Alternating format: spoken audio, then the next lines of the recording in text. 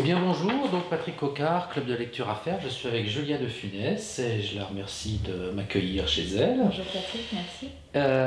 Donc on va parler de son ouvrage qui s'appelle Socrate au pays des process. Alors j'ai enlevé le petit bandeau qui avait, mais qui est quand même la vie de bureau ou comment je suis tombé en absurdie. Donc voilà, on parlera de ça tout à l'heure et c'est aux éditions Flammarion.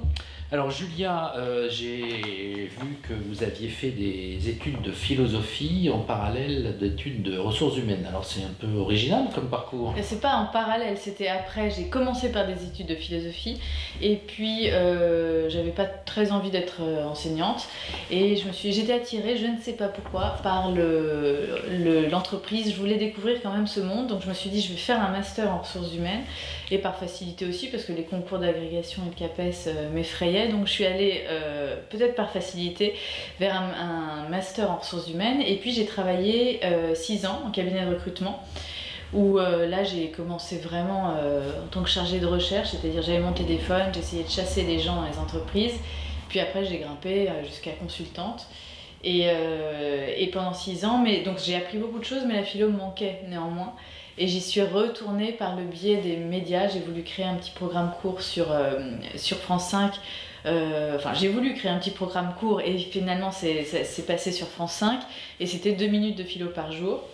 Et suite à ça, j'ai eu une chronique sur BFM Business. Et c'est comme ça que des gens d'entreprise étaient sur le plateau, voyaient ma chronique philo en live, qui avait toujours un lien avec l'entreprise, et m'ont dit mais on aimerait mettre de la philo, c'est-à-dire du sens, derrière des grands concepts que l'entreprise utilise, mais n'a pas le temps de questionner. Et donc on aimerait vous faire intervenir dans nos organisations. Moi j'étais pas très convaincue au départ, je savais pas ce que j'allais faire avec la philo dans les organisations, mais c'est en faisant que j'ai été convaincue, et puis ça fait maintenant 8 ans que je le fais.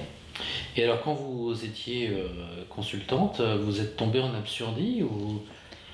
Alors je suis tombée en absurdie parce que je trouvais assez aberrant. Je sortais d'un bac+5, donc je sais pas, j'avais 22 ans, 23 ans, et j'étais censée recruter, et donc chasser et recruter des profils assez calibrés, puisque c'est de la chasse de tête, donc des personnes qui avaient 45, 50 ans. C'est pas une question d'âge, c'est une question d'expérience, et de leur dire, bah écoutez, je pense que vous êtes fait pour le poste ou pas. Et donc je me sentais un juge absolument illégitime, puisque je connaissais pas le métier pour lequel je recrutais. C'est très souvent le cas dans les cabinets de recrutement, à part certains justement où ce sont des experts qui viennent recruter, des anciens financiers qui viennent recruter les financiers, etc. Mais là, c'était pas cette logique-là. Et donc, je me sentais pas du tout à ma place et pas légitime pour faire ce métier-là. Donc, c'était une sorte de mascarade. On lisait des CV, on essayait de poser des questions plus ou moins pertinentes, mais qui ne l'étaient pas, parce que quand on ne connaît pas le métier, c'est difficile de l'être. Donc je trouvais mon métier assez absurde, mais c'est ma perception, hein, je critique pas le métier qui est utile, mais moi je me sentais pas du tout à ma place, et ayant fait des études de philo qui questionnent toujours le sens de ce qu'on fait, là je me suis retrouvée un peu dans une impasse et je me suis dit non, c'est pas possible, je vais pas continuer comme ça et je vais revenir à ma discipline favorite. D'accord. Alors aujourd'hui, concrètement, donc vous accompagnez des entreprises avec un regard philosophique. Ouais. C'est-à-dire que l'entreprise me demande d'intervenir sur une problématique, c'est ça ma spécificité, parce qu'il y a beaucoup de philosophes qui interviennent dans les entreprises pour faire une conférence sur leur livre du moment. C'est pas du tout ça, moi. C'est l'entreprise a un problème, je sais pas, de reconnaissance. Comment on va mettre en place un système de reconnaissance pour les salariés? Et en amont de toute cette procédure qu'ils vont mettre en place, ils veulent un regard décalé, un regard cultivé sur le thème en question. Là, en l'occurrence, la reconnaissance, si je prends cet exemple-là. Et donc ça introduit souvent une réflexion. Au moins les gens après l'intervention philo vont savoir plus ou moins de quoi on parle quand on parle de reconnaissance, vont mettre un sens commun sous ce mot-là, et la philo va permettre de faire germer quelques idées pour que l'entreprise s'oriente ou pas. Mais j'ai pas de vertu managériale quand j'interviens en philo, c'est juste un regard de culture décalé, d'esprit critique sur la réalité que l'entreprise vit. Oui, alors moi je voulais effectivement parler de management, parce que au sommet du livre à faire, on a un thème qui est manager autrement. Alors je dis voilà, c'est manager avec la philo, mais vous dites dès le début de votre livre, hein, si la philosophie de ce livre prend l'entreprise comme terrain d'analyse, elle ne prétend pas à la moindre vertu managériale. Et un peu plus loin, vous dites, ou vous écrivez que la philosophie doit rester humble et ne pas prétendre à manager. Alors, est-ce que vous pouvez en dire un peu plus sur ce thème? Oui, parce que je trouvais qu'il y avait, depuis 10-15 ans, il y a un engouement pour la philosophie et il y a certains philosophes qui ont presque un rôle de conseiller du CEO, du directeur.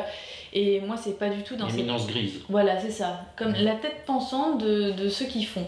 Et moi, j'aime pas du tout cette vision-là de la philosophie. Je prétends pas, je sais pas ce que c'est que le management. Je n'ai jamais managé. Donc, je vais pas dire, alors voilà comment il faudrait faire. Parce que la philo a ce statut un peu de surplomb, c'est vrai.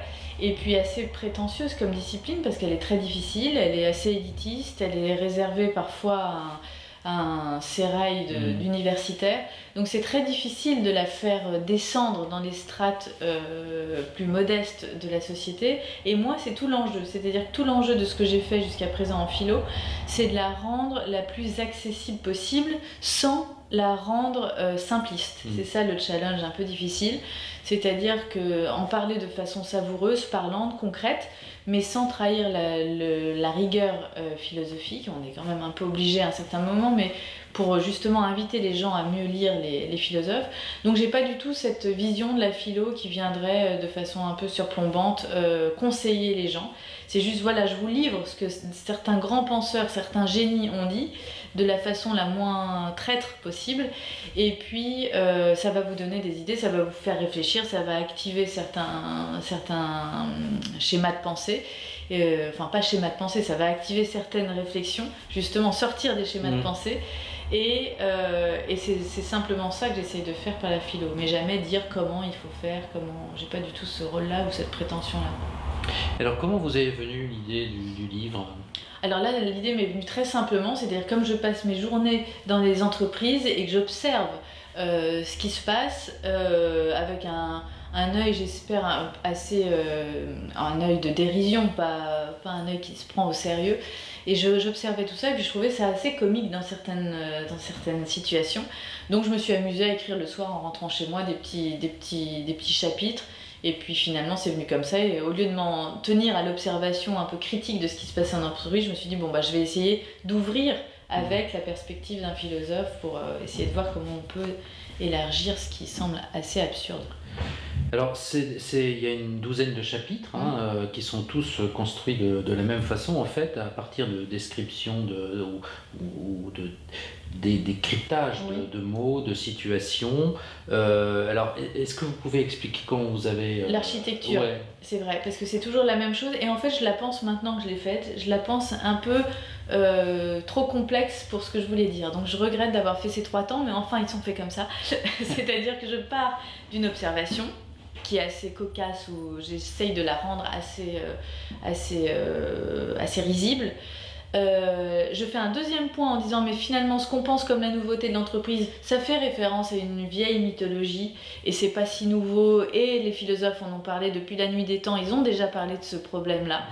Et enfin j'essaye de pas en rester à un regard cynique ou critique sur l'entreprise, mais j'essaye d'entrouvrir par le biais d'un philosophe, encore une fois, sur une nouvelle façon de faire, une nouvelle façon de voir cette même réalité. Donc c'est trois temps, observation, mythologie et ouverture, si vous voulez.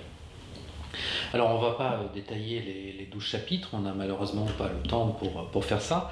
On va en évoquer quelques-uns. Alors moi j'ai sorti comme ça 2 thématiques, une qui parle plutôt des situations et l'autre qui parle plutôt des personnes. Donc on va les aborder successivement ces 2 thèmes dans la 2e et 3e partie de l'interview. Donc à tout de suite.